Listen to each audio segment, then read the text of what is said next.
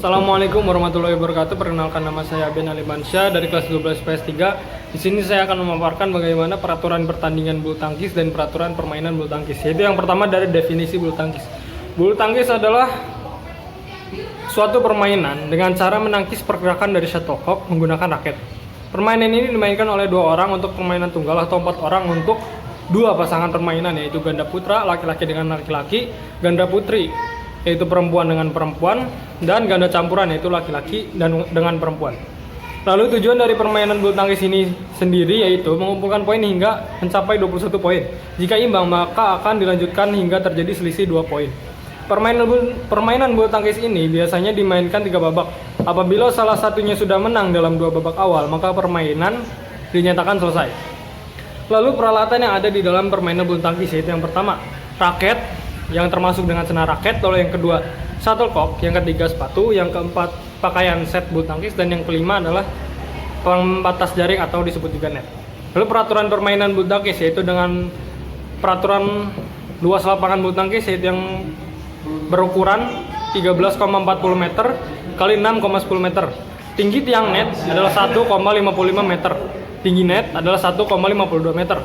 Lalu yang keempat, kok harus mempunyai 14 sampai 16 helai bulu yang diletakkan pada kepala dari gabus yang berdiameter 2,5 sampai 2,9 cm. Lalu peraturan pertandingan yaitu yang pertama partai tunggal. Yang pertama lapangan dengan panjang 13,40 meter dan lebar 5,18 meter. Lalu yang kedua, pemain akan melakukan servis atau menerima dari bidang servis kanan jika nilai pelaku servis adalah 0 atau bilangan genap lainnya. Lalu yang ketiga, servis dilakukan atau diterima dari bidang servis kiri apabila nilai pelaku servis merupakan angka ganjil 1 dan juga yang lainnya.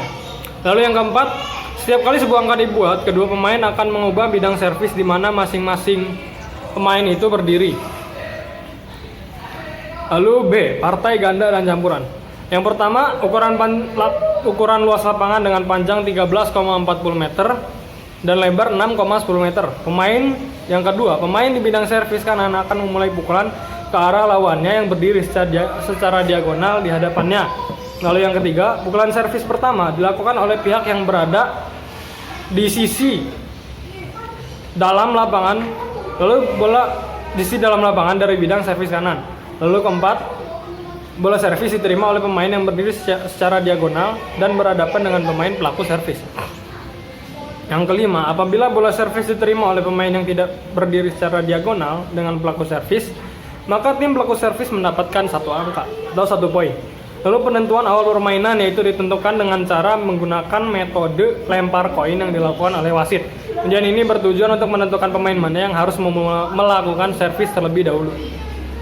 Berikut ini adalah kesalahan yang ada dalam permainan bulu tangkis, yaitu yang pertama, kok menyangkut di net.